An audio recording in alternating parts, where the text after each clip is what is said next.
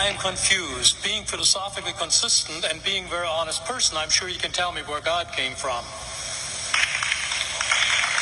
And in addition, once you've told me where God comes from, please try to clarify how you can figure that a spiritual force can have an impact on a material universe to create it.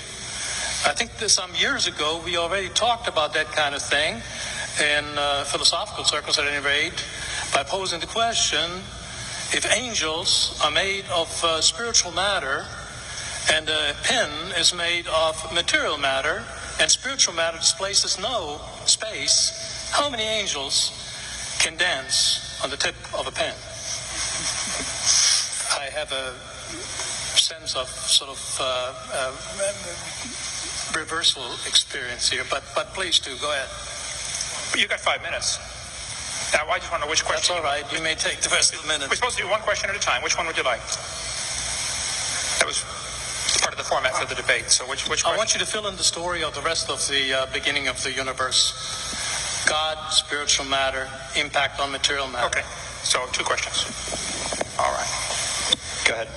All right, your question, where did God come from, assumes that you're thinking of the wrong, obviously it displays that you're thinking of the wrong God, because the God of the Bible is not affected by time, space, or matter. If he's affected by time, space, or matter, he's not God.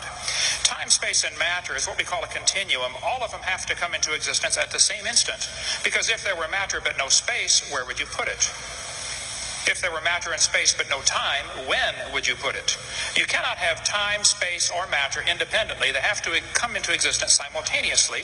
The Bible answers that in 10 words. In the beginning, there's time. God created the heaven, there's space, and the earth, there's matter. So you have time, space, matter, created a trinity of trinities there. Just, time is past, present, future. Space has length, width, height. Matter has solid, liquid, gas. You have a trinity of trinities created instantaneously, and the God who created them has to be outside of them. If he's limited by time, he's not God. The guy who created this computer is not in the computer. He's not running around in there changing the numbers on the screen, okay? The God who created this universe is outside of the universe. He's above it, beyond it, in it, through it. He's unaffected by it. So the concept that a spiritual force cannot have any effect on a material body, well then I guess you'd have to explain to me things like emotions and love and hatred and envy and jealousy and rationality.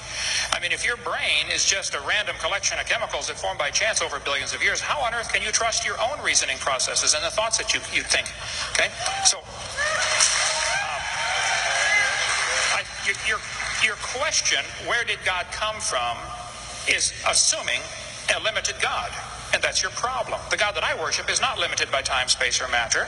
If I could fit the infinite God in my 3-pound brain, he would not be worth worshiping, that's for certain. So that's the God that I worship. Thank you.